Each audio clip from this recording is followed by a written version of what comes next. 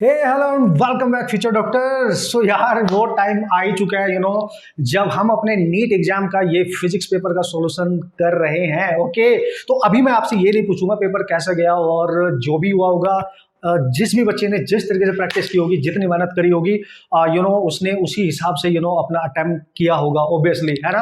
तो ये सारी बातें मैं लास्ट में डिस्कस करूंगा। अभी सबसे पहले मैं पेपर का डिस्कशन कर लेता हूं, एक बेहतरीन तरीके से आपको बता देता हूं कितने क्वेश्चन एटलीस्ट आप कर सकते थे और कितने आप मैचअप भी कर सकते हैं, कितने क्वेश्चन आप करके आए हो। ओके, और हमारे कंटेंट से किस किस टाइप के सिमिलर क्वेश्चन आपको इस क्वेश्चन पेपर में पूछे गए हैं। और ओवरऑल अगर मैं बात करूं, पेपर बिल्कुल भी टिपिकल नहीं था, इसको टिपिकल की कैटेगरी में डाला ही नहीं जा सकता, ठीक है।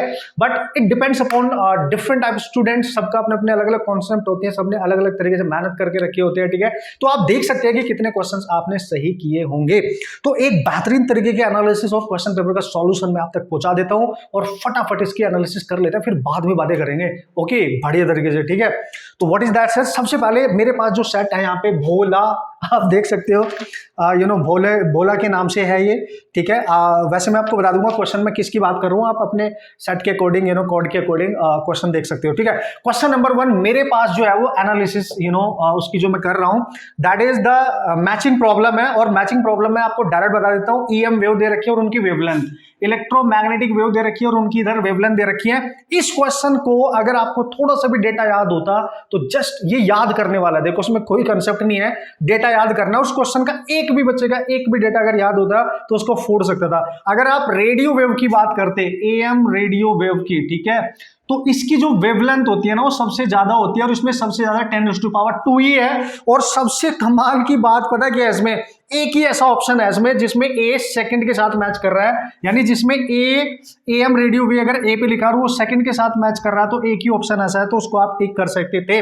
उसके बाद जो मैक्सिमम वेवलेंथ होती है वो माइक्रोवेव की होती है, 10⁻², यानी बी इसमें सेकंड थर्ड के साथ जाएगा, और बी अगर इसमें थर्ड के साथ जाएगा तो ऐसे दो ही ऑप्शन है, एक फर्स्ट और एक मेरे अकॉर्डिंग, कोड के अकॉर्डिंग फोर्थ। तो आपका कोड अगर डिफरेंट भी है तो एएम रेडियो वेव का तो एक ही है 10⁻², और वो 2 के साथ मैच कर रहा है, तो इस तरीके से आप इसको सॉल्व कर सकते थे। आप देखते जाना भाई, इसके अकॉर्डिंग जो मेरा वाला कोड है इसका फोर्थ ऑप्शन बनेगा, ठीक है, फोर्थ ऑप्शन बनेगा, आप अपना अकॉर्डिंग देख ले। क्वेश्चन नंबर 2 देखो यार, बहुत ईजी है, और जितने भी मैंने आपको टॉप सीरीज चलाई थी ना, टॉप 10 न्यूमेरिकल फॉर्मूलाज वगैरह की, और वो जितनी भी सीरीज मैंने चलाई थी उसमें क्वेश्चंस भी मैं डिस्कस कर रहा था, टॉप मोस्ट जितने भी मैंने वहां पे यूनिट सी चैप्टर थे उनका डिस्कशन किया था। तो मैंने बताया था आपको यहाँ पे कि पीवी डायग्राम जो होगा, अगर इसमें किसी भी तरीके का इस तरीके का क्वेश्चन आया तो आप देखते ही बता पाओगे इसको।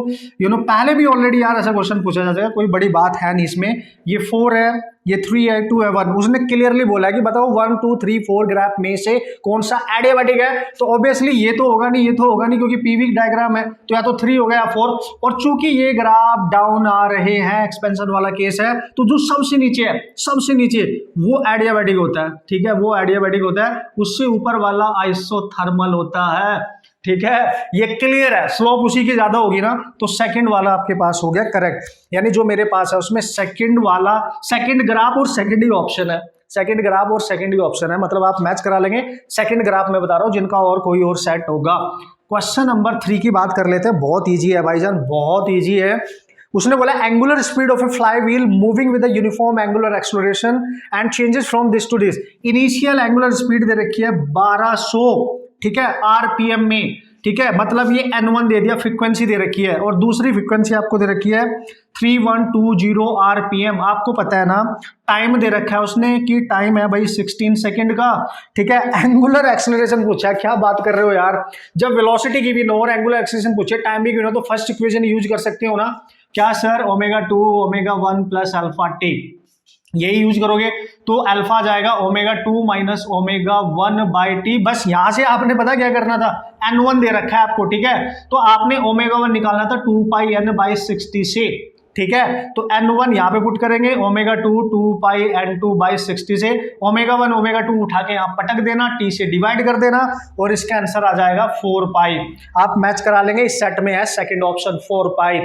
इजी, मतलब मैंने बोला था कि आरपीएम जब भी होगा तो उसको कन्वर्ट करेंगे एंगुलर वेलोसिटी निकालने के लिए, है ना, और ये फॉर्मूला आप यूज कर सकते हैं। क्वेश्चन नंबर 3 मेरे पास ये है। क्वेश्चन नंबर 4 देखते हैं भाई। है ना, इजी। भाई ये मैंने ऑलरेडी आपको कराया था यार, क्या बात कर रहे हो। ये question, as the temperature increases the electrical resistance पूछे, रेजिस्टिविटी लास्ट ईयर भी आया था यार, इस बार रेजिस्टेंस पूछ लिया। मैंने ग्राफ बनवाया था आपको, देखो मैंने ग्राफ बनवाया था रेजिस्टिविटी के केस में, कंडक्टर का इंक्रीज करता है और सेमी कंडक्टर का डिक्रीज करता है। बनवाया था बॉस, बनवाया था। ऑप्शन चेक कर लो, increase for conductors, decrease for semiconductors, obviously ठीक है। तो यार रेजिस्टेंस की बात कर रहा है तो सेम ही नहीं रहेगा टेम्परेचर दोनों के लिए। ये है आपका कंडक्टर के लिए और ये हो गया आपका सेमी कंडक्टर्स के लिए। क्वेश्चन नंबर 8 की बात करेंगे।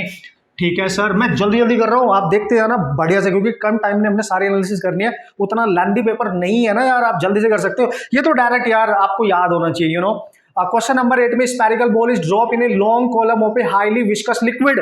और जब कोई स्पेरिकल बॉल किसी विस्कस लिक्विड में डाली जाती है तो टर्मिनल वेलोसिटी का क्वेश्चन है। लास्ट ईयर भी आया, जेईई मेन में भी, और मैंने बहुत जब जेईई वालों की एनालिसिस करी थी कि इस पे क्वेश्चन बहुत ज्यादा पूछे जा रहे हैं, ये बताया था आपको, ठीक है ना, ये बताया था मैंने आपको। और इसमें डायरेक्ट उसने क्वेश्चन क्या पूछा है कि टर्मिनल वेलोसिटी टाइम पे कैसे डिपेंड करती है। तो जैसे जैसे वो नीचे जाएगी, पहले तो ग्राफ देख लेते हैं। उसने ग्राफ बोला कि V वर्सेस T ग्राफ दे रखा है, तो इसमें जो B वाला ग्राफ है ना, B वाला ग्राफ देखो, VT बाय टाइम के अकॉर्डिंग धीरे धीरे धीरे धीरे उसके बाद कांस्टेंट हो जाती है, उसके बाद कांस्टेंट हो जाती है, ध्यान से समझना, उसके बाद कांस्टेंट हो जाती है। ये ग्राफ ऑलरेडी अगर आपने नोट्स भी पढ़े होंगे ना अपने कहीं बुक वगैरह में, ये हर जगह बुक में आपको मिल जाएगा, है ना। टर्मिनल वेलोसिटी वाले सेक्शन में ये ग्राफ आपको मिल जाएगा, ठीक है ना, इनिशियली। ओके, क्योंकि विस्कस लिक्विड है, धीरे धीरे धीरे बढ़ के धीरे धीरे धीरे कांस्टेंट हो जाएगी, ठीक है, डिक्रीजिंग स्लोप मतलब डाउनवर्ड रहेगी, इस तरीके से आप मान के चलेंगे। क्वेश्चन नंबर 9, ये तो पता था यार, ऐसे क्वेश्चन तो देखो आएंगे, ये तो क्लियर था। डायमेंशन के 2 क्वेश्चन है, क्लियर है, ठीक है। नहीं, सेमीकंडक्टर वाले चैप्टर से भी 2 ही क्वेश्चन है, ठीक है, आप समझो बात को। उसने बोला डायमेंशन ऑफ दिस, यानी उसने बोला ML2T-2A-2। भाई अगर मैं ध्यान से बताऊं ना, सेल्फ इंडक्टेंस तो ये हो नहीं सकता, क्योंकि इतनी बार तो मैं करा चुका हूं आपको सेल्फ इंडक्टेंस, ठीक है। उसमें तो दिस इज नॉट टू, है ना, दिस इज नॉट टू। अगर यहाँ 2 होता है तो पक्का सेल्फ इंडक्टेंस होता है, तो सेल्फ इंडक्टेंस तो हो नहीं सकता। और मैंने ये बहुत चिल्ला के बोला था कि म्यू नॉट एप्सिलॉन नॉट, इनमें से क्वेश्चन आ सकता है, इनमें से क्वेश्चन आ सकता है, और ये म्यू नॉट होगा, म्यू नॉट होगा। क्यों सर? अगर आप एप्सिलॉन नॉट निकाल के चेक करोगे इजीली, कैसे sir, F is equal to 1/4 pi epsilon nought Q1 Q2 over R square से, तो ये आपको मिल जाएगा, देखो ML2T-2, सॉरी MLT-2, और ये R स्क्वायर भी इधर जाएगा। तो एप्सिलॉन नॉट निकाल लो आप पहले, Q आपको पता है 80 का स्क्वायर, नीचे है ML, फोर्स नीचे आएगा T-2 और R पहले से L2, ठीक है जी। तो ये आ जाएगा M-1, M-1 तो इसमें है ही नहीं, मतलब इसमें एनईओ भी नहीं हो सकता। तो भाई जो मैग्नेटिक फ्लक्स है ना, अगर आप मैच कराओगे 2 ही ऑप्शन बच गए इसमें अब, मैग्नेटिक फ्लक्स और आपके पास मैग्नेटिक परमेबिलिटी, ठीक है। तो आपका ये आंसर आएगा, आप चेक कर लेना, यही आएगा मैग्नेटिक परमेबिलिटी, जिस बच्चे ने किया होगा बढ़िया तरीके से कर लिया होगा, ठीक है। क्वेश्चन नंबर 10 में कुछ करना ही नहीं था, क्वेश्चन नंबर 10 में नहीं कुछ करना था भाई। क्यों नहीं करना था सर? हाफ वेव रेक्टिफायर होता है भाई, ध्यान से समझना, हाफ वेव रेक्टिफायर में ना आउटपुट ये मिलता है, ठीक है, ये आउटपुट मिलता है, यानी 0 से T/2 फिर T, ठीक है, 0 से T/2 पहले में आउटपुट आपको मिलेगा, फिर नहीं मिलेगा, 0 मिलेगा, फिर T। और ये जो साइकिल है ना, T टाइम के बाद ही रिपीट हो रही है, मतलब टाइम पीरियड चेंज नहीं हुआ तो फ्रीक्वेंसी भी चेंज नहीं होगी, यानी frequency 60 hertz. In half wave rectification input frequency इतनी है तो आउटपुट भी सेम होगी, 60 हर्ट्ज ही होगा, क्योंकि टाइम पीरियड चेंज नहीं हो रहा है। समझना मेरी बात, time period half wave rectifier में चेंज नहीं होता है, साइकिल बिल्कुल उसी सेंस में रिपीट होगी, यहाँ पे आउटपुट मिला, यहाँ पे नहीं मिला, फिर आउटपुट मिला, फिर नहीं मिला, मतलब टाइम पीरियड चेंज नहीं हो रहा है, दैट्स व्हाई फ्रीक्वेंसी भी चेंज नहीं होगी, सॉल्व नहीं करना था। ओके भाई लोग, क्वेश्चन नंबर 11 की बात कर लेते हैं। बहुत ही वाहियात आसान है, फॉर्मूला जिस बच्चे को याद होगा उसने पटक दिया होगा उठा के, और पक्का पटक दिया होगा। मैं आपको बताने वाला हूँ, जो मैंने आपको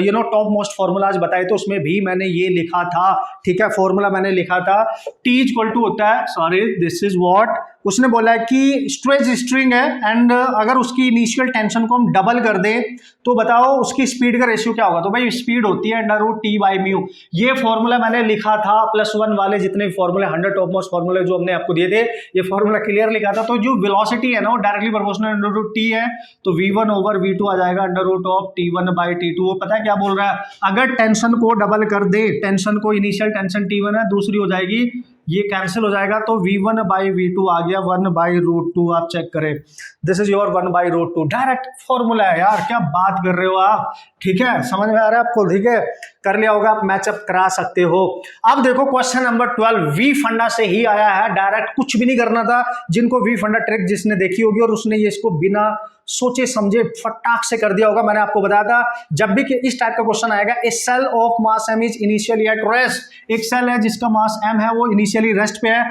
फिर वो एक्सप्लोड करता है 3 फ्रेगमेंट में। पहले का मास का रेशियो दूसरा, फिर तीसरा, ये m1, ये m2 और ये बनेगा m3। मैंने आपको बताया था अगर इस टाइप का रेशियो आएगा, ये मैंने कराया था स्पेशली वी फंडा अमेजिंग शॉर्ट ट्रिक, समझ गए होंगे।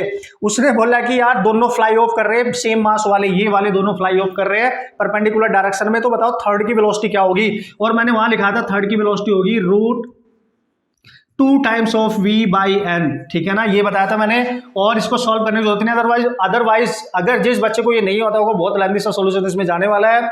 तो √2 इंटू वी, इनिशियल वेलोसिटी जो दो इनिशियल पार्टिकल है उनकी वेलोसिटी दे रखी है v, और थर्ड वाला n क्या है यहाँ से, जो थर्ड वाले का मास है वो इनके कंपैरेटिवली कितना है आप देख सकते हो, ये 1 है, ये 2 है, तो थर्ड वाले का मास इनिशियल से हाफ है, तो n की वैल्यू 1/2 लेनी थी, और 1/2 यानी 2√2v आएगा, 2√2v आएगा। आप चेक कर सकते हैं, देखो ना कमाल हो गया। मतलब हर सेक्शन से कहीं ना कहीं क्वेश्चन पूछा गया, टॉप 10 से पूछे या टॉप मोस्ट फॉर्मूला जो मैंने बताए थे, या टॉप जो अमेजिंग शॉर्ट ट्रिक है, हर जगह से क्वेश्चन आया है।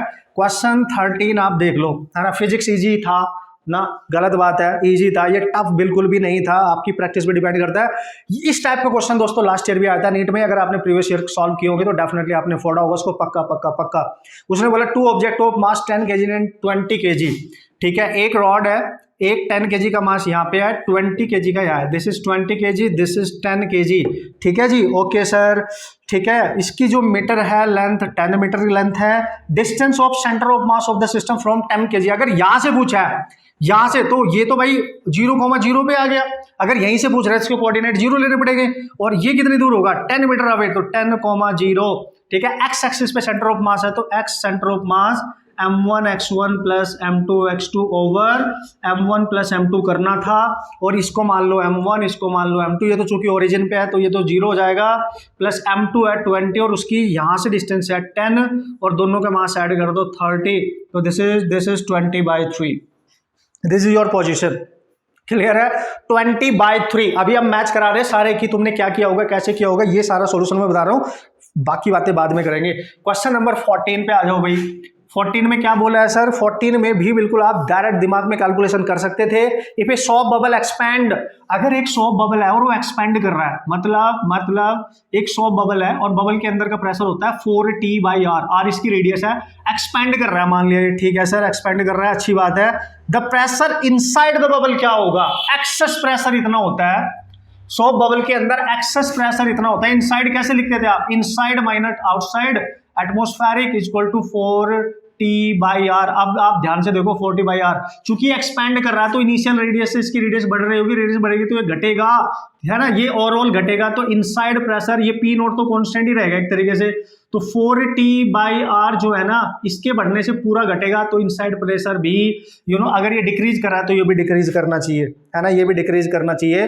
तो इनसाइड प्रेशर पूछा है, एक्सेस प्रेशर नहीं पूछा, आप समझ पा रहे हो, यहाँ पे इनसाइड प्रेशर पूछा, आप देख सकते हो, R डिक्रीज कर रहा है ना, सॉरी R इंक्रीज कर रहा है, तो ये ओवरऑल डिक्रीज कर जाएगा, ठीक है, ओवरऑल डिक्रीज करेगा, ऐसा कुछ इसमें आपको देखने को मिल जाएगा। क्वेश्चन नंबर 15, क्वेश्चन नंबर 15 में जस्ट इक्वेशन बनानी थी, वैल्यू पुट करनी थी, सॉल्यूशन हो जाएगा भाईजान। क्वेश्चन नंबर 15 में बोला है इलेक्ट्रिक लिफ्ट है with maximum load of 2000 kg, lift plus passenger का मिला के इज मूविंग अप। सबसे पहली बात तो पता है आपने क्या लिखना था, अगर लिफ्ट ऊपर को जा रही है किसी एक्सेलरेशन के साथ, तो भाई नेट फोर्स कितना आएगा, देखो यहाँ पे जो उसके ऊपर फोर्स एक्ट करेगा, चूंकि अप जा रही है तो नेट वेट इसका डाउन होगा, रिएक्शन फोर्स ऊपर को होगा, तो N minus W is equal to M into a. पहली बात तो ये लिखना था, आगे बढ़ लेते हैं थोड़ा सा। फ्रिक्शनल फोर्स अपोजिंग, उत्तरी फ्रिक्शनल फोर्स भी एक्ट कर रहा है, अगर ये ऊपर को जा रहे हैं फ्रिक्शनल फोर्स नीचे लगेगा, तो फ्रिक्शनल फोर्स भी नीचे आएगा, तो W भी नीचे है, ऊपर को जा रही है तो up force minus down force, तो इक्वल टू हो जाएगा एम में, इतना लिख लो सर।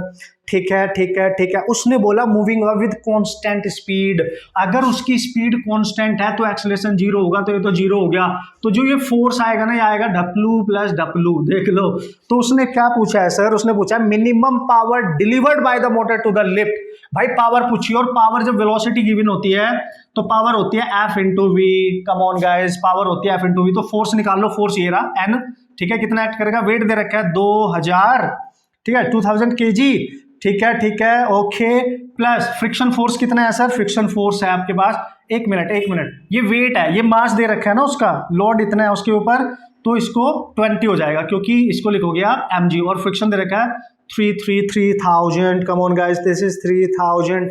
तो कितना हो गया सर, आप देख सकते हो, ये हो जाएगा दोस्तों 23,000, ठीक है। तो दिस इज 23,000 इंटू वेलोसिटी है 1.5। आप इसको मल्टीप्लाई करो, कम ऑन गाइज, आप इसको मल्टीप्लाई करो तो कितना आएगा। तो 15, एक जीरो तो हटाए, तो 0 0 4 एंड 34, इतना आएगा मेरे ख्याल से, ठीक है, इतना आएगा 34,500 पावर है ये, और ये आपसे पूछा गया था, ठीक है। ओके, कर लोगे ना, देखो ध्यान से, यहां से आपने नेट फोर्स निकाला, ठीक है, फोर्स निकल के आया, चूंकि कांस्टेंट स्पीड के साथ जा रहा है, एक्सेलरेशन जीरो हो गया, और पावर का फॉर्मूला ये रहा आपके पास, आप मैच करा लेना। फिलहाल क्वेश्चन नंबर 16 तो बहुत ही वाहियात है, ये तो सब बच्चों ने किया होगा पक्का। Angle between the electric line of force and the equipotential surface. यार क्या बात कर रहे हो, इक्विपोटेंशियल सरफेस इलेक्ट्रिक फील्ड के, इक्विपोटेंशियल सरफेस तभी बनता है जब इलेक्ट्रिक फील्ड उसके, कोई भी ऐसा सरफेस जो इलेक्ट्रिक फील्ड लाइन के साथ 90 डिग्री का एंगल बनाएगा, कितना बताया मैंने, उसी को बोलते हैं equipotential surface. So no problem at all, 90 degree ये आप कर लेंगे, उड़ा देंगे, ये वो क्वेश्चन है जो आप सब कर लेंगे, सब कर लेंगे, मैं मान के चल रहा हूं। क्वेश्चन नंबर 17 आ जाओ भाई। क्वेश्चन नंबर 17 की अगर बात करोगे, when two monochromatic light of frequency mu and, ये तो क्लियर था ना, मतलब फोटो इलेक्ट्रिक इफेक्ट से क्वेश्चन नहीं आएगा ऐसा तो हो ही नहीं सकता, ये तो क्लियर था कि भाई ऐसे क्वेश्चंस आएंगे ही आएंगे। When two monochromatic light of frequency mu and mu by two, nu by two are incident on a photoelectric metal. पहले जो फ्रीक्वेंसी डाली वो म्यू है, बाद में जो फ्रीक्वेंसी डाली वो म्यू बाय टू है, ठीक है सर, ओके ओके ठीक है। मेटल सेम है तो वर्क फंक्शन सेम ही रहेगा, वो तो चेंज नहीं होगा, ठीक है ना। देयर स्टॉपिंग पोटेंशियल, इस केस में स्टॉपिंग पोटेंशियल दे रखा है Vs/2, और इस केस में स्टॉपिंग पोटेंशियल दे रखा है दोस्तों Vs, आप चेक करेंगे, ठीक है। तो आपसे पूछ रहा है threshold frequency of this metal बताओ। थ्रेशोल्ड फ्रीक्वेंसी, भाई इक्वेशन बना लो यार, क्या बात कर रहे हो। इंसिडेंट लाइट की फ्रीक्वेंसी दे रखी है, स्टॉपिंग पोटेंशियल किस पर डिपेंड करता है, काइनेटिक एनर्जी होती है QE, EVS लिख सकते हो, है ना, चार्ज ऑफ इलेक्ट्रॉन, ठीक है, and this is your VS stopping potential, ये काइनेटिक एनर्जी होगी। तो जब आप इक्वेशन बनाओगे ना, पहले E इक्वल टू क्या होता है, वर्क फंक्शन प्लस K, तो इसको लिखोगे h nu, work function as it is रखना। K मैक्स क्या है सर हमारे पास, K मैक्स को हम लिखेंगे EV, और VS इनिशियल दे रखा है Vs/2, ये पहली इक्वेशन। दूसरी इक्वेशन इससे बनाओ, फ्रीक्वेंसी कम हो गई, न्यू/2 हो गई, और वर्क फंक्शन सेम रहेगा, और ये EVS हो गया। सेकंड इक्वेशन बनाओ। पता है यहां से क्या कर लो आप यहां से W निकाल सकते हो, घपलू निकाल सकते हो, तो आपका आंसर बन जाएगा, ठीक है। ऐसा करो, उसको सब्ट्रैक्ट करो, इसमें से इसको सब्ट्रैक्ट करो, इसमें से जब इसको सब्ट्रैक्ट करोगे तो h न्यू माइनस h न्यू/2 ये कैंसिल हो जाएगा, तो EVS-/2 EVS बचेगा आपके पास, ठीक है जी, यही बचना चाहिए। इसमें से इसको सब्ट्रैक्ट कर रहे हो तो ये आ जाएगा आपका 2 यहां पे जाएगा, ठीक है, h न्यू/2 आ गया, एंड दिस इज माइनस आएगा यहाँ पे यार EVS/2, ये कैंसिल हो गया सर, बिल्कुल सर कैंसिल हो गया, और h न्यू इतना EVS बच गया आपके पास, यानी h न्यू जो आ रहा है वो आ रहा है माइनस EVS के इक्वल, ठीक है जी। ये h न्यू की वैल्यू आ रही है, हमें चाहिए वर्क फंक्शन, यहाँ पे पुट कर दो, इसमें किसी एक में पुट कर दो, पहली वाली में। तो h न्यू की जगह हम क्या पुट कर सकते हैं, h न्यू को एज इट इज रखो क्योंकि फ्रीक्वेंसी के टर्म्स में आंसर है, और घपलू निकालना है, प्लस इसकी जगह पुट कर दो E/2, और इसकी जगह हम पुट कर सकते हैं क्या सर EVS की जगह पुट कर सकते हैं, EVS की जगह माइनस h न्यू, ठीक है।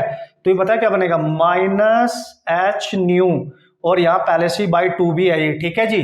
इसको इधर लेके आ जाओ, h न्यू प्लस h न्यू/2 और इक्वल टू घपलू, ये आ जाएगा 3h न्यू/2 इक्वल टू घपलू होता है h न्यू नॉट, ठीक है जी। h से h कैंसिल, तो न्यू नॉट आ गया 3/2 दिस वन, ठीक है। इस तरीके से कुछ होना चाहिए बॉस, 3/2 न्यू होना चाहिए। एक बार आप कैलकुलेशन चेक कर लेंगे यार बॉस, ठीक है, 3/2 न्यू होना चाहिए, है ना। जो थ्रेशोल्ड फ्रीक्वेंसी आपके पास आ रही है, कैलकुलेशन में देख लेता हूँ, इसमें से इसको सब्ट्रैक्ट किया मैंने, तो हाफ बचेगा, ये कैंसिल हो जाएगा। इसमें से जब मैं इसको सब्ट्रैक्ट कर रहा हूँ इसमें से, ठीक है, ये माइनस में आया, और अगर ये माइनस आया तो एच न्यू की वैल्यू मैंने यहाँ से निकाल लिया, दिस वन, ठीक है, और इसकी वैल्यू हम यहाँ पे फर्स्ट इक्वेशन में पुट कर रहे हैं। ई वी एस की जगह मैं लिख सकता हूँ माइनस का एच न्यू और बाई 2 पहले से ही है, इसको इधर लाके प्लस, मतलब एक बार आप चेक कर लेंगे, इसका इस तरीके से कुछ आंसर होना चाहिए। क्वेश्चन नंबर 18 पे आ जाओ बॉस, क्वेश्चन नंबर 18 पे आ जाओ। सर इसमें ये तो यार डायरेक्ट फॉर्मूला है यार, टॉप 10 न्यूमेरिकल प्रॉब्लम में मैंने इसको यूज किया था,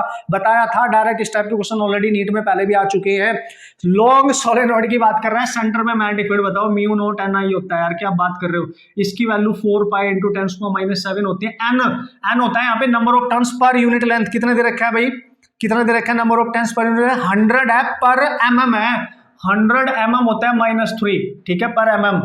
करंट दे रखी है सर, बिल्कुल 1 एम्पियर है, तो सॉल्व कर लो, इसमें तो कुछ बचा ही नहीं, ये कैंसिल, यहाँ बचेगा 4 पाई इंटू 10⁻², यहाँ 3 कैंसिल, 4 बचेगा -2, 4 इंटू 3.14 इंटू 10⁻², यह आएगा 16, 5, 12 इंटू 10⁻²। चेक करो, चेक करो, चेक करो, ये हो गया आपका बी ऑप्शन, इसके अकॉर्डिंग -2 आना चाहिए, क्योंकि -4 वाला भी ऑप्शन है, ध्यान से समझ लेना, समझ लेना। क्वेश्चन नंबर 19 देखते हैं। ओके, क्वेश्चन नंबर 19 में देखो यार, आप केमिस्ट्री में अगर आपने पढ़ा होगा तो भी कर सकते हैं, है नो, फिजिक्स में आप इस पर ज्यादा ध्यान देते नहीं हो, बट आप कर सकते थे।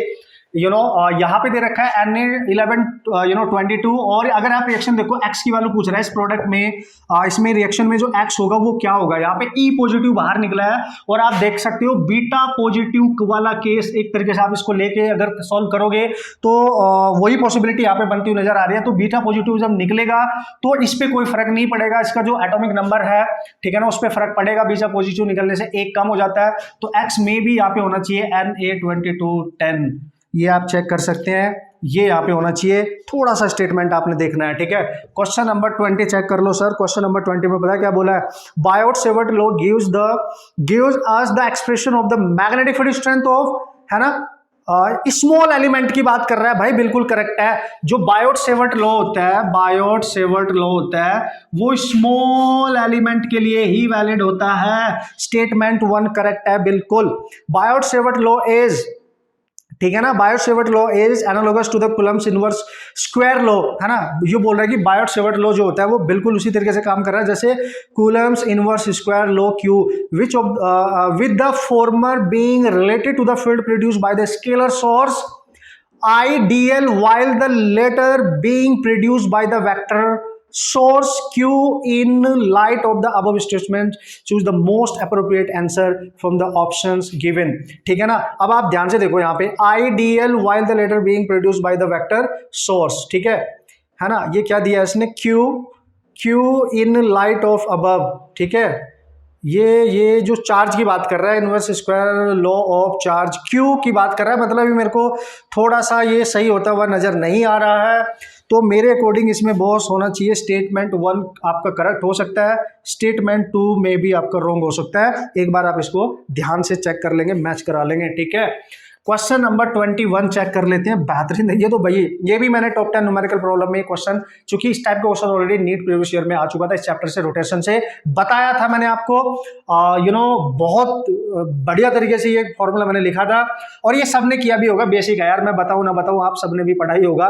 Radius of gyration end moment of inertia m² होते हैं, अगर दो अलग अलग दे रखे हैं तो भी निकाल सकते हैं, मास सेम, तो K1/K2 का आपने स्क्वायर करना था। उसने डिस्क की ही बात करी है, ratio of the radius of gyration of the thin uniform disc about an axis passing through its centre and normal to its plane to the radius of gyration of the disc about its diameter. तो जब centre से पास होता है perpendicularly तो moment of inertia होता है disc का mr²/2, और जब डायमीटर से पास होता है तो mr²/4। इसको आप सॉल्व करोगे, 4 ऊपर जाएगा, 2 से कैंसिल कर देना, तो ये आएगा 2:1, और चूंकि यहाँ पे स्क्वायर भी है तो 2:1 पे रूट लगेगा, तो K1/K2 आ गया √2:1। गलत मत करना, 2:1 मत करना, स्क्वायर भी देख लेना, पता चला उड़ा के आ गया और पहला ऑप्शन टिक करके आ गया, 2√2:1 is the correct answer, okay. And question number 22 तो उसने फ्री में ही दे दिया आपको, क्या बात कर रहे हो, बच्चों वाली बात कर रहे हो यार। उसने बोला पीक वोल्टेज क्या होता है, भाई पीक वोल्टेज होता है √2 टाइम्स ऑफ VRMS, सबको पता है, ये तो सबने किया होगा, करना भी चाहिए। और क्वेश्चन नंबर 23 हमने जो आपका कम्युनिटी बॉक्स होता है भाई, उसमें डाला था, अपलोड किया था, मैंने बोला था कि उसमें ये क्लियर बोला गया था कि can you solve this problem, how easily you can solve this problem, या how fast you can solve this problem. Okay, so ये तो यार, ये तो 10th क्लास में भी सब बच्चों ने पढ़ाई होगा। जो एनर्जी होती है वो क्या होती है, पावर इंटू टाइम, और एनर्जी आपको दे रखी है दोस्तों 100 किलो में है, तो 10⁻³ और टाइम 3600 सेकंड बनाना होता है, तो सीधा सीधा सा दिख रहा है 10⁻7 जूल। ये तो सबको पता है, 10th क्लास में भी आप सबने पढ़ा ही होगा पक्का पक्का। और अच्छी बात यह है, अभी हमने करंटली 2-3 दिन पहले इसको अपलोड भी किया था, मस्त मजा आ गया। क्वेश्चन नंबर 24 भी मैंने अपनी फॉर्मूले वाली और टॉप 10 न्यूमेरिकल में कवर किया था। क्वेश्चन नंबर 24, इसमें भाई कुछ भी नहीं करना था, बस पता क्या देखना था आपने। उसने बोला है कि यंग YDSC एक्सपेरिमेंट है, student observe 8 fringes in a certain segment of the screen when the monochromatic light of 600 nanometre wavelength is used, the wavelength of the light is change to 400। तो बताओ नंबर ऑफ फ्रिंजेस कितनी हो जाएंगी, क्या बात कर दी यार। N1 λ1 इक्वल टू N2 λ2 करना था। पहले फ्रिंज दे रखी, उसकी करस्पॉन्डिंग वेवलेंथ दे रखी है 600, फिर वेवलेंथ होगी 400, तो फ्रिंजेस कितनी होंगी 400 से ये कैंसिल, 0 0 कैंसिल, 2 2 12 आ गया। देखो 12 आ गया, किया होगा यार, क्या बात कर रहे हो। मैंने हर जगह कवर किया था, हर जगह कवर किया था। जो मैंने टॉप मोस्ट चैप्टर में कवर कर रहा था, इंपॉर्टेंट फॉर्मूले वाले, उसमें भी कवर किया था और न्यूमेरिकल प्रॉब्लम में भी कवर किया था। क्वेश्चन नंबर 25 पे आते हैं भाई। क्वेश्चन नंबर 25, ऑलमोस्ट आधे क्वेश्चन हम सॉल्व कर सकते हैं, आई मीन कर चुके हैं। इसमें तो कुछ करना ही था यार, स्क्वायर लूप दे रखा है और मैग्नेटिक फ्लक्स पूछा था। अल्लाह, मैग्नेटिक फ्लक्स होता है बी, ये कुछ भी नहीं करना था। ये मतलब क्या बोलूं मैं इसके बारे में, फ्लक्स और बी तो तुम्हें दे ही रखा है ना 0.5 टेस्ला, और जो स्क्वायर लूप होता है उसकी साइड दे रखी है 1 मीटर, 1 का स्क्वायर यानी 0.5 ही आएगा वेबर। क्या बात कर रहे हो, मतलब अब ऐसे मत बोलना सर इसमें हम मर गए, मिट गए, लुट गए। डायरेक्ट बेसिक से, महा बेसिक से क्वेश्चंस ये हैं, मतलब अगर थोड़ा सा आपने दिमाग लगाया होगा तो उड़ा दिए होंगे, ठीक है ना, उड़ा दिए होंगे। नेक्स्ट क्वेश्चन क्या है, चेक करते हैं। Okay guys, so question number 26 में बोला है कि 2 रेजिस्टेंस हैं जिनको पैरेलल में रखा गया है, ठीक है, पैरेलल में रखा गया है बॉस। ये है 100 ओम, ये है 200 ओम, ये 100 का है, ठीक है सर। उसने बोला है कि the ratio of thermal energy develop in 100 and 200, thermal energy की बात कर रहा है। और आपको पता है जो थर्मल एनर्जी होती है उसको हम कैसे लिखते हैं, I²RT, ऐसे भी लिख सकते थे आप, या इक्वल टू V²/R/2, ऐसे भी लिख सकते हैं आप। दोनों पैरेलल में है, दोनों का V सेम होगा, T पहले से सेम है, तो E1/E2 डायरेक्ट लिख सकते हो, इनवर्सली प्रोपोर्शनल है R2/R1। तो इसको R1 मान लो, इसको R2 मान लो, तो 200 ऊपर जाएगा और ये नीचे आएगा, तो 2:1। कुछ भी नहीं करना था, कुछ भी नहीं करना था, कैसे भी कर लो, कुछ भी नहीं करना था, नो प्रॉब्लम एट ऑल।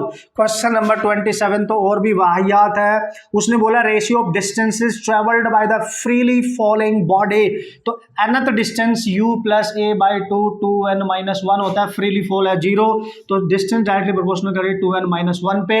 तो आप देख सकते हो n है ये किसमें, फर्स्ट सेकंड में, n1 कर दो, है ना, और n2 कर दो, n3 कर दो और n4 कर दो। तो जब 1 करेंगे तो 1 बचेगा, 2 करोगे तो 2 2 4 3 बचेगा, तो 1 3 3 3 6 5 बचेगा, और 4 8 7 बचेगा, 1 3 5 7, है ना, 1 3। लास्ट ईयर भी ऐसा क्वेश्चन पूछा गया था, उसमें बस न्यूमेरिकल का रेशियो पूछ लिया था, इसमें डायरेक्ट ही पूछ लिया है, मतलब रेशियो ही पूछा है एक तरीके से, बट बहुत ईजी बना दिया है उसने इसको। क्वेश्चन नंबर 28, ठीक है जी, आपको पता चल रहा होगा। देखो यार कितना, मतलब वाओ, मजा नहीं आ गया। तो क्या बोला है sir, a body of mass 60 gram experiences a gravitational force of this, ठीक है, when placed at a particular point, magnitude of the gravitational field intensity. Intensity क्या होती है यार, फोर्स पर यूनिट मास होती है, क्या बात कर दी। और उसने बोला बॉडी का मास दे रखा है भाई, और उस पर एक फोर्स एक्ट कर रहा है, ठीक है, तो कुछ भी नहीं करना है, फोर्स एक्ट कर रहा है उसके पास 3, और उसका मास दे रखा है 60 ग्राम। 60 ग्राम को आप चेंज कर लोगे -3 यानी केजी में, ये कैंसिल हो गया, 1000 ऊपर जाएगा, 20 नीचे, 50 आना चाहिए, 50 न्यूटन पर केजी आना चाहिए। मतलब ये ना भाई मैं क्या बोलूँ, ये ऐसे फॉर्मूले तो ना बच्चों को ग्रेविटेशन सिखाने के लिए 10th में करा दिए जाते हैं कि भाई इंटेंसिटी 4 पर यूनिट मास ही होती है, बस यूनिट का ज्ञान रखना है, यूनिट का ख्याल रखना है। क्वेश्चन 29 की बात कर लेते हैं। ये थोड़ा सा बहुत बेसिक क्वेश्चन है, लेकिन एक ही क्वेश्चन में दोनों प्रॉपर्टी यूज कर ली। उसने बोला लाइट रे फॉल्स ऑन ए ग्लास, ठीक है, एक ग्लास स्लैब है इस तरीके से मान लो आप, ठीक है जी, एक लाइट रे यहाँ पे इंसिडेंट कर रही है और इंसिडेंट एंगल 60 डिग्री दे रखा है, ठीक है। इसने बोला angle between the refracted and the reflected ray, अगर रिफ्लेक्टेड होगी ये तो ये एंगल भी 60 ही होगा, और रिफ्रैक्टेड अगर ये है और उसमें रिफ्रैक्टिव इंडेक्स दे रखा है ये √3, बाहर है एयर, तो ये R निकाल सकते हो स्नेल्स लॉ से, बाहर से आ रही है साइन 60 एंगल बना के, अंदर जा रहे हैं √3 में साइन R बना के, साइन 60 √3/2 होगा, √3 इंटू साइन R होगा, कैंसिल, तो साइन R आ गया 1/2 और 1/2 होता है साइन 30, ठीक है, मतलब थीटा यहाँ पे आ गया 30 डिग्री, तो ये हो गया 30। उसने बोला इसके और इसका एंगल बताओ, सम बताओ, तो रिफ्लेक्शन का एंगल प्लस रिफ्लेक्शन का एंगल वो आ रहा है 60 + 30 दैट इज 90। कर लिया होगा आपने मेरे ख्याल से, थोड़ा सा दिमाग लगाया होगा तो उड़ा दिया होगा। क्वेश्चन नंबर 30 मैंने चिल्ला चिल्ला के बताया था जब मैं जेई मेंस की एनालिसिस की क्वेश्चन कर रहा था, क्योंकि हर सेट में इस फॉर्मूले पे क्वेश्चन पूछा गया था। मीडियम में स्पीड ऑफ लाइट क्या होती है, C/√μr इंटू एप्सिलॉन r, ठीक है ना। कितनी बार मैंने आपको बताया इसको, ठीक है, कितनी बार, और इवन अभी भी जो मैंने 200 प्रॉब्लम में सॉल्व करा रहा था वहां पे भी इसका क्वेश्चन मैंने सॉल्व कराया, तो आप देख सकते हो कि this is the formula, direct formula पूछ लिया, कोई टेंशन ही नहीं है, कोई टेंशन ही नहीं है। 31 आ जाओ। 31 2 होलो कंडक्टिंग स्फीयर है जिनकी रेडियस R1 R2 है, होलो कंडक्टिंग है, एक ही है R1 और एक ही है R2। उसने बोला R1 is very very very greater than 2 R2, तो ये बहुत छोटा ही होगा इसके कंपैरेटिवली। तो यार यहाँ पे ना दोनों पे चार्ज सेम है, सबसे बड़ी बात ये, और पोटेंशियल पता क्या होता है, Q/R, चार्ज दोनों का सेम होगा तो potential inversely proportional to radius है, जिसकी सबसे कम रेडियस उसका पोटेंशियल सबसे ज्यादा, जिसकी सबसे कम रेडियस उसका पोटेंशियल सबसे ज्यादा, यानी मोर ऑन स्मॉलर स्फीयर इसका आंसर होना था। उसने बोला potential would be more on bigger, no, उसकी तो बहुत बड़ी रेडियस है, ठीक है ना, बहुत उसका कम पोटेंशियल हो जाएगा, तो मोर ऑन स्मॉलर स्फीयर होता था। सीधा सीधा सीधा क्वेश्चन है, क्योंकि चार्ज सेम कर दिया ना, अगर चार्ज सेम नहीं होता तो भाई चार्ज पे भी डिपेंड कर जाता, ठीक है। क्वेश्चन नंबर 32 पे आते हैं। 32 मैंने 2-3 फॉर्मूले वहां पे बिल्कुल क्लियरली आपको बताए थे कि यहां से क्वेश्चन आ सकता है, करंट डेंसिटी से, रेजिस्टिविटी से, इन सब से क्वेश्चन आने के बहुत ज्यादा चांस होते हैं। तो यहाँ पे करंट डेंसिटी का क्वेश्चन पूछा गया है। करंट डेंसिटी होती है I/A, और करंट नहीं दे रखी है तो उसको कन्वर्ट कर सकते हो, क्योंकि V = होता है IR, क्योंकि रेजिस्टेंस दे रखा है तो I की जगह लिख सकते हो V/R × A, उड़ा डालो। कैसे सर, पोटेंशियल दे रखा है क्या सर, पोटेंशियल तो नहीं दे रखा है, लेंथ दे रखी है यार वायर की 10 मीटर, ठीक है ना, लेंथ दे रखी है और पोटेंशियल हमें नहीं पता है, ठीक है। इलेक्ट्रिक और क्या दे रखा है, रेडियस दे रखी है, ठीक है, रेडियस से हमें ये मिल गया, ओके। इलेक्ट्रिक फील्ड स्ट्रेंथ दे रखी है, यानी E दे रखी है 10 वोल्ट पर मीटर, तो E = होता है V/L। वाओ, मजा आ गया। तो V निकाल लो, यहाँ से V निकाल लेंगे E × L से, और E दे रखा है 10, L दे रखा है 10, तो 100 आ गया, पटक दो, V आ गया 100। रेजिस्टेंस कितना दिया है सर, रेजिस्टेंस है 10, और इसको लिखेंगे πr², और रेडियस दे रखी है उसकी 10⁻²/√2 का होल स्क्वायर कर देंगे, ये हो गया कैंसिल। 10/π × 2 ऊपर जाएगा क्योंकि √2 का स्क्वायर हटाओगे 10⁻⁴ हो जाएगा बॉस, ठीक है, ठीक है। और इसका किसके टर्म्स में दिया है आंसर, आंसर किसके टर्म्स में दिया है, ठीक है, πr² और पाई, ओ मैन रुक जाओ, मैंने गलत लिखा, क्यों लिखा सर, ये 2 नहीं है, ये पाई है, तो और भी मजा आ गया, पाई है, पाई से पाई कैंसिल, ठीक है जी, और ये हो गया -4, ऊपर जाके 10⁵, ऊपर जाके 10⁵, बस खत्म करो कहानी, है ना। चेक कर लो एक बार, मैं बहुत जल्दी जल्दी कर रहा हूँ, आप कैलकुलेशन देख लेना बॉस। कौन सा था, 32 था ना ये, यस। 33 तो भाई देखो बहुत ही सबने किया होगा क्वेश्चन कभी ना कभी, पक्का, ये मतलब मोशन इन 1D से, ये तो बेसिक क्वेश्चन होता है जब चैप्टर स्टार्ट करते हैं, तो ये क्वेश्चन तुमने किया ही होगा। डिस्प्लेसमेंट वर्सेस टाइम का ग्राफ दे रखा था, ठीक है, और उसने बोला है कि ये एंगल 30 डिग्री है और ये 45 डिग्री है, और ऑब्वियसली डिस्प्लेसमेंट टाइम ग्राफ है तो वेलोसिटी पूछेगा ना महाराज, the ratio of their respective velocity बताओ। उसने बोला है कि कैसे बताना है सर, पहले 30 फिर 45, तो पहले 30 ले लो, तो वेलोसिटी होती है हमेशा tan थीटा, स्लोप निकाल लो इनकी, तो V1/V2 tan 30 पहले लेना है, फिर tan 45 लेना है, tan 30 1/√3, 45 1, तो 1/√3 आ गया, 1 में 1/√3, this is your correct ratio, 1/√3 ले लेंगे। Plane angle and solid angle have दी, ये भाई आप खुद कर सकते हो, प्लेन एंगल है ये, ठीक है ना, प्लेन एंगल है, क्या होगा इसका आंसर, यूनिट्स तो होंगी बट नो डायमेंशन, क्या ये होगा डायमेंशन बट नो, ये मैं आपके लिए छोड़ देता हूँ बेहतरीन तरीके से, ठीक है। एंगल वाली डायमेंशन आपने पढ़ी होगी, है ना, उसकी यूनिट तो मानते हैं लेकिन डायमेंशन नहीं होती है, ऐसा कुछ थोड़ा सा मेरे को बताना सोच के, ठीक है। एक दो तो तुमने अपने दिमाग से भी उड़ाना है। क्वेश्चन नंबर 35 में क्या है, उत्तरी सर बोहर मॉडल का क्वेश्चन है और डायरेक्ट एनर्जी का रिलेशन है, इसमें तो कुछ भी नहीं है। एनर्जी होती थी बॉस -13.6 Z²/n²। ये सब चूंकि हाइड्रोजन लाइक एटम की बात कर रहा है तो n पे डिपेंड करेगा, E1/E2 N2 का स्क्वायर ओवर N1 का स्क्वायर। अब देख लेते हैं n क्या लिया इसने, ठीक है। उसने बोला कि फर्स्ट एक्साइटेड और सेकंड एक्साइटेड। जब फर्स्ट एक्साइटेड की बात करेगा तो N1 की वैल्यू 2 आ जाएगी, ठीक है ना, 2 आ जाएगी ना, हाइड्रोजन एटम की बात कर रहा है। और सेकंड एक्साइटेड स्टेट कब होगी, ग्राउंड से ऊपर फर्स्ट, फिर नेक्स्ट यानी 3 पे। तो कितना आया सर, 9/4। 9/4। क्या बात कर रहे हो, सारे फॉर्मूले तो हैं, है ना, सारे फॉर्मूले तो हैं। क्वेश्चन नंबर 36 पे आइए जरा, क्वेश्चन नंबर 36 पे आ जाओ। 36 में क्या बोला, मैच वाला क्वेश्चन है, सबने उड़ाया होगा, इसमें कुछ भी नहीं है। ये सारी चीजें आपने ऑलरेडी डिस्कस कर रखी थी। ग्रेविटेशनल पोटेंशियल कोई देख लो, आंसर ऐसे ही मैच कर जाएगा। ग्रेविटेशनल कांस्टेंट की डायमेंशन होती है M-1 L3 T-2, तो इसका मैच कर गया सेकंड, ठीक है ना, ए का मैच कर गया सेकंड। फिर आप देख लो ग्रेविटेशनल जो इजी लगे आपको, एनर्जी तो कोई भी हो, पोटेंशियल एनर्जी मैंने आपको बताया था, potential energy, kinetic energy, work, torque, सबकी डायमेंशन सेम होती है, ml2 T-2 4। यानी ए का यहाँ पे मैच कर रहा है 2 और बी का यहाँ पे मैच कर रहा है 4। बस इसी से आप टिक करके आ सकते थे। ये सबने किया होगा यार, मैं इसको क्या डिस्कस करूँ, आप सबने किया होगा, ठीक है।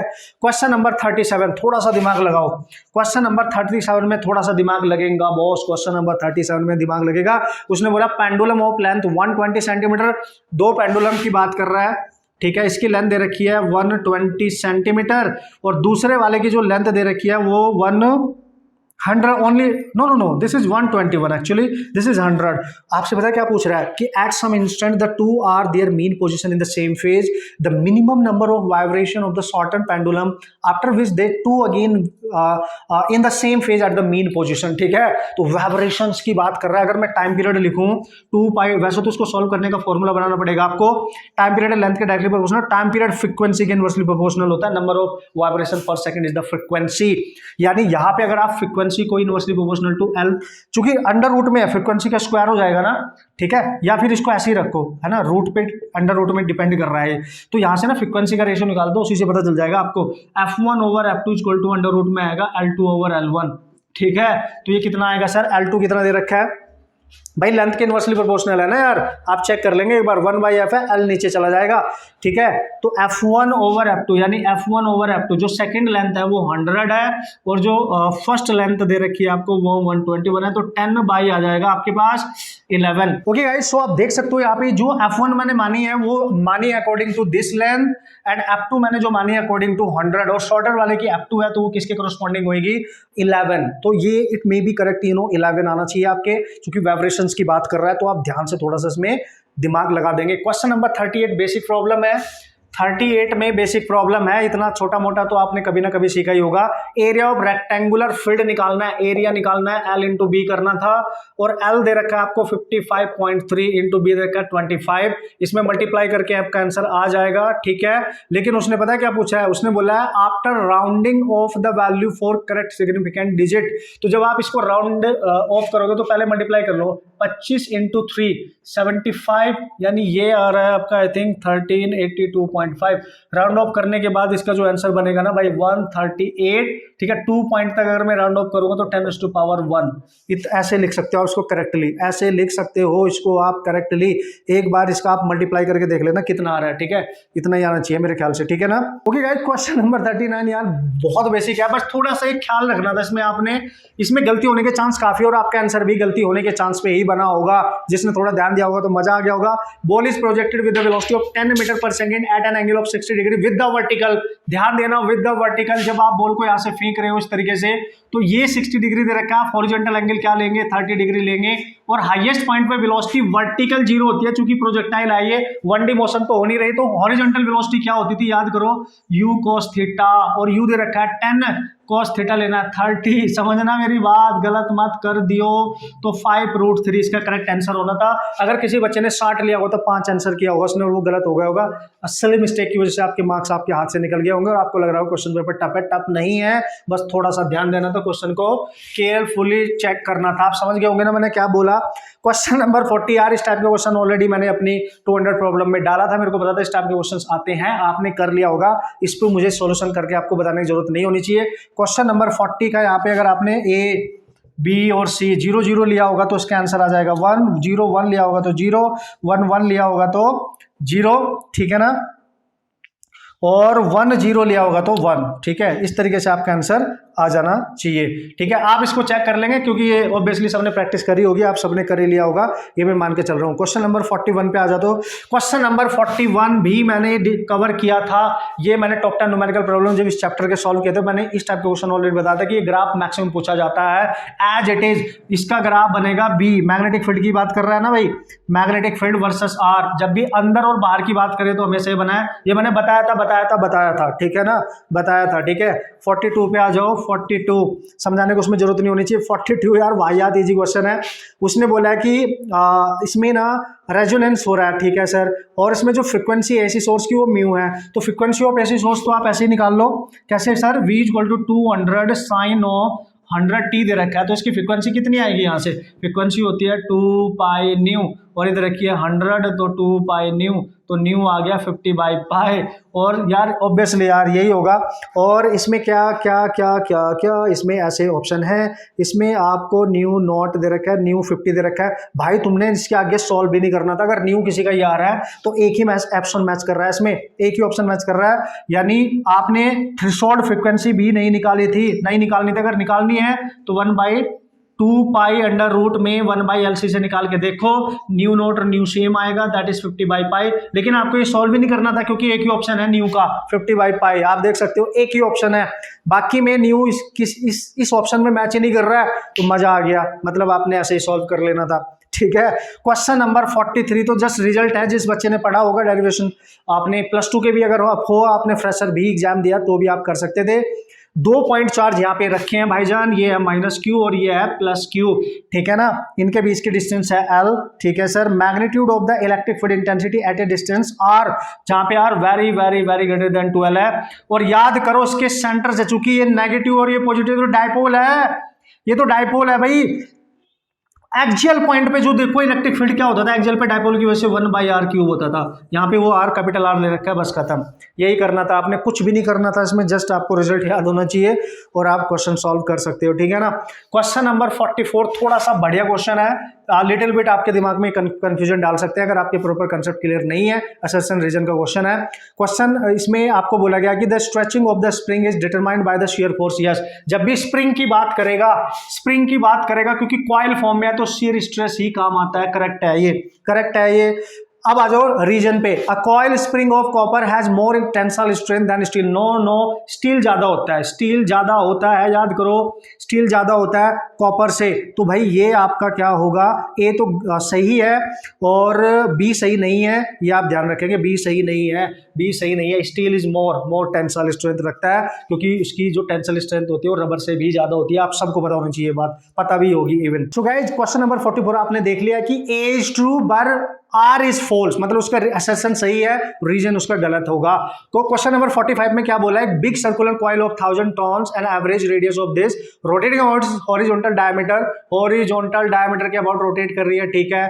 at this speed if the vertical component of the earth magnetic field at the place is this, the electrical resistance of the coil is this, then the maximum induced current। आपका पढ़ने में तेल निकल गया होगा, घबराने की जरूरत नहीं है। इंड्यूस्ड ईएमएफ होता है d∅/dt और इंड्यूस्ड करंट होती है E/R, R दे रखा है, बस ये निकालना था। और फ्लक्स आप निकाल सकते हो, जब भी कोई कॉइल रोटेट करे किसी पर्टिकुलर एक्सिस के अबाउट, तो फ्लक्स चूंकि वो रोटेट कर रही है, भाई ध्यान से समझना, चूंकि वो रोटेट कर रही है और क्या क्या दे रखा है आपको, मैग्नेटिक फील्ड भी दे रखा है और वर्टिकल कंपोनेंट दे रखा है उसका, वो इसको कट भी करेगा, ओके। एंगुलर स्पीड भी दे रखी है, तो यार इसको आप डायरेक्ट भी कर सकते थे, BA cos थीटा, ठीक है। तो इसको मैं लिखूंगा अगर इसके रिस्पेक्ट में अगर मैं इसको डिफ्रेंशिएट करूंगा ना, तो cos थीटा क्या हो जाएगा आपके पास, दिस इज रेजिस्टेंस भी दे रखा है, ओके।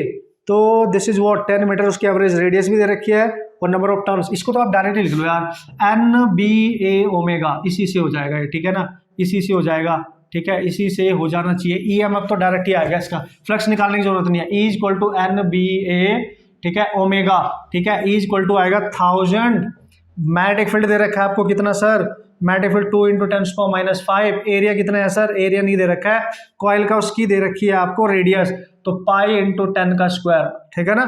और ओमेगा कितना दे रखा है सर, ओमेगा 2, खत्म कहानी। सो ये 1000 है भाई जान, 1000 है 1000, और 2 2 4 पाई 10⁻², हो जाएगी यहाँ पे, ये 5 हो जाएगा, कैंसिल हो गया, तो 4 पाई आ गया ई की वैल्यू, ठीक है। और आई आ जाएगा आपका 4 × 3.14, और रेजिस्टेंस महाराज दे रखा है 12.56, तो 4 तिया 12, 4 चौक 16, 4 एकम 4 और 1 5, 4 तिया उत्तरी, पूरा कैंसिल हो गया, और ये आ गया 1 एम्पियर। 1 एम्पियर, बेहतरीन। ये क्वेश्चन एक्चुअली मैं आपको बता दूं, मैंने डिस्कस किया होगा डेफिनेटली, क्योंकि जेईई मेंस के एग्जाम में क्वेश्चन डायरेक्ट फॉर्मूला बेस पूछा गया था, अभी सेट में और लास्ट ईयर में 21 में भी 22 में भी। तो ये आपने याद रखना, जब भी कॉइल है और वो अपने एक्सिस के अबाउट किसी पर्टिकुलर घूम रही है, NBA इंटू ई, डायरेक्ट EMF आप निकाल सकते हो, कुछ ये टेंशन ही नहीं ले ली, इसको प्रूव करने की जरूरत ही नहीं है, डायरेक्ट आप इसको यूज कर सकते थे, ठीक है, डायरेक्ट आप इसको यूज कर सकते थे। ओके, क्वेश्चन नंबर 46 पे आ जाओ सर। भाई ये आपको थोड़ा फंसा सकता था, जिसके मोल वोल कॉन्सेप्ट थोड़े अच्छे होंगे उसने तो उड़ा दिया होगा, लेकिन जिसके थोड़े से अच्छे नहीं होंगे वो थोड़ा इसमें फंस गया होगा। कैलकुलेशन में नहीं करूंगा, बट मैं बता देता हूं क्या करना था। देखो भाई, इसमें बोला था volume occupied by the molecules contained in इतने केजी, ठीक है, इतने केजी, तो ये मास दे रखा है उसका, ठीक है, मास दे रखा है, और किसका सर, आपका जो मॉलिक्यूल है वो वाटर है, ठीक है, उसका मास दे रखा है, मास दे रखा है 4.5 kg, इसको आप ग्राम में कन्वर्ट करो, 4.5 × 10⁻3, ठीक है, इतने ग्राम हो गया ये, ठीक है सर, इतने gram. If the intermolecular forces vanish away is, volume पूछा है यार, वॉल्यूम, तो भाई पता है क्या निकालना पड़ेगा, मॉलिक्यूलर वेट बताओ पहले तो कितना है। मॉलिक्यूलर वेट वाटर मॉलिक्यूल का होता है 18, है ना, यहाँ पे नंबर ऑफ मोल्स आप निकाल सकते हैं, मास ओवर मॉलिक्यूलर वेट, ये दे रखा है 4.5 × 10⁻3, और ये दे रखा है आपको 18, इसको सॉल्व करेंगे, और टोटल जो आपके पास यहाँ पे निकल के आएगा, व्हाट इज दैट सर, वो आएगा वॉल्यूम आपको पता है 1 मोल में होता है, 1 मोल में वॉल्यूम होता है, 1 मोल में वॉल्यूम होता है 22.4 लीटर, इतना तो सबको याद होगा। तो टोटल मोल इतने हैं, तो टोटल मोल से मल्टीप्लाई कर दो 22.4, जितने भी आएंगे आप मल्टीप्लाई कर देना, आप आंसर मैच करा लेना, 5.6 10⁻³ के आसपास आंसर आना चाहिए। आप चेक करेंगे इसको, थोड़ी इसमें कैलकुलेशन है, थोड़ा सा बेसिक कंसेप्ट आपको इसमें लगाना था मोल कॉन्सेप्ट का। क्वेश्चन नंबर 47 में ना एक गलती है, 47 में एक गलती क्या है, डायग्राम गलत दिया है इन्होंने, तो चलो आंसर तो सही आ रहा है निकल के, और ये भी मैंने कराया था, चिल्ला के बताया था, शॉर्ट ट्रिक में भी डाला था मैंने, यानी 2 वी फंडा शॉर्ट ट्रिक यहां से आ चुकी हैं, 2 वी फंडा शॉर्ट ट्रिक यहां से आपको मिल चुकी है ना। क्वेश्चन नंबर 47 में पूछा है कि एक कैपेसिटर है, वो बैटरी से कनेक्ट है, कैपेसिटर को हटा के दोनों कैपेसिटर से आपस में कनेक्ट कर दिया गया, और यहाँ पे प्लस प्लस है, यहाँ पे प्लस प्लस दे रखा है उसने, ये प्लस प्लस नहीं होगा, ये माइनस होना चाहिए, और ये प्लस प्लस माइनस ये गलत है, ये डायग्राम उसका गलत है, ठीक है, ध्यान से समझना, है ना, डायग्राम गलत है, उसने अगर उसको लगा कि बोनस देना चाहिए तो बोनस मिल सकता है आपको, हाँ आंसर इसका करेक्ट ही है अगर थोड़ा सा देख लिया जाए तो। आपस में जब इसको कनेक्ट कर देते हैं, रीडिस्ट्रीब्यूशन का केस है महाराज, रीडिस्ट्रीब्यूशन का केस है, और ये मैंने शॉर्ट ट्रिक में बताया था, और टॉप 10 न्यूमेरिकल प्रॉब्लम जब मैंने कराए थे वहां पे कैपेसिटर वाले क्वेश्चंस जो मोस्ट इंपोर्टेंट फॉर्मूले वाले वहां पे भी कवर किया था, क्योंकि मेरे को पता है ये क्वेश्चन आता ही है। तो क्या करना था sir, energy electrostatic energy stored in the system पूछी थी। एनर्जी जब आप निकालोगे, जब रीडिस्ट्रीब्यूशन होता है C1 C2 over C1 + C2 V1 - V2 का होल स्क्वायर करना था। C1 कितनी है सर, C2 C1 दोनों सेम है, 900 पिको में है, ये भी 900 10 पिको फैरेड यानी 24 हो जाएगा, ओवर यहाँ पे आ जाएगा C1 1800 × 10⁻12 हो जाएगा, ठीक है जी। और V1 आपका दे रखा है, इनिशियली बैटरी का 100 है, फाइनल तो हटा दिया तो 0 हो जाएगा, इसका स्क्वायर सॉल्व कर लेना, आंसर आ जाएगा 2.25 × 10⁻6 ही आएगा आंसर, पक्का, ठीक है। ओके, तो देखो आपके वी फंडा से 2 क्वेश्चन आपको डायरेक्ट मिल चुके हैं, यहाँ पे 2 क्वेश्चन डायरेक्ट मिल चुके हैं, टॉप 10 न्यूमेरिकल अलग मिल चुका है, इंपॉर्टेंट फॉर्मूला वाले जो मैंने सीरीज चलाई थी उसका भी अलग मिल चुका है। वैसे तो ये बेसिक क्वेश्चन है यार, देखो इसमें मतलब आप ऑन एवरेज इसमें काफी क्वेश्चन सॉल्व कर सकते थे, खुद भी एक अच्छा स्कोर आप डर रहे थे सर 60-80 मार्क्स आ जाएंगे हमारे, वो तो बहुत ईजिली आ जाएंगे यार, क्या बात कर रहे हो। ओके गाइस, इसमें बोला है क्वेश्चन नंबर 48 में Wheatstone bridge is used to determine the value of unknown resistance x by adjusting the variable resistance y as shown in the figure for the most precise measurement of x the resistance p and q क्या होनी चाहिए भाई। आपको पता है, अगर मैं ध्यान से देखूं जो बैलेंस कंडीशन होती है ब्रिज की p by q equal to x by y होना चाहिए। y को कैसे एडजस्ट करूं कि ये वैल्यू मोस्ट प्रिसाइज रिजल्ट दे दे, है ना, x के लिए समझ गए। तो पहली बात तो आपको देखना पड़ेगा, अगर इसको बैलेंस करना चाहते हो x और y इक्वल होने चाहिए, नियरली इक्वल होने चाहिए, ठीक है। तो अगर x और y इक्वल हो रहे हैं तो p q भी नियरली इक्वल होने चाहिए, तभी मोस्ट प्रिसाइज मिलेगा। और स्मॉल वैल्यू होनी चाहिए, ये भी ध्यान रखना, स्मॉल वैल्यू होनी चाहिए। तो इसमें जो करेक्ट आंसर आप मान सकते हो should be approximately equal to 2x। आप डायरेक्ट इक्वल नहीं कर सकते क्योंकि इसको एडजस्ट किया जा रहा है, ठीक है। Should be approximately equal, approximately आप ले सकते हो। And small should be very large, no, do not play any significant role, no. तो ये आपका करेक्ट आंसर मेरे अकॉर्डिंग यहाँ पे जो शुड बी अप्रोक्सीमेट इक्वल ले सकते हो, ठीक है। एंड वेरी स्मॉल ये आप ले सकते हो, ठीक है। ये थोड़े क्वेश्चन ऐसे हैं जिसमें थोड़ा सा आपको कंफ्यूजन रहता है, सोचने की जरूरत होती है, ठीक है, सोचने की जरूरत होती है। क्वेश्चन नंबर 49 में भाई इस टाइप का क्वेश्चन ऑलरेडी मैंने डिस्कस करा था, इस टाइप का क्वेश्चन ऑलरेडी मैंने क्रिटिकल जब मैंने आपको सॉल्व करा, इस टाइप का क्वेश्चन डेफिनेटली मैंने सॉल्व किया था, ठीक है, ऑप्टिक्स के अंदर। 49 क्या है सर, उसने बोला speed of light in those media are this. V1 V2 दे रखी है आपको 1.5 इंटू 10⁸ और ये दे रखी है आपको 2 इंटू 10⁸, ये हो जाएगा कैंसिल। 15/20 इसको आप लिख सकते हो 3/4। तो जो स्पीड ऑफ लाइट आ रही है 3/4 आ रही है, तो क्रिटिकल एंगल बताना है अपने, तो ध्यान से समझो। पहले देख लो किस मीडियम से किस में जा रही है।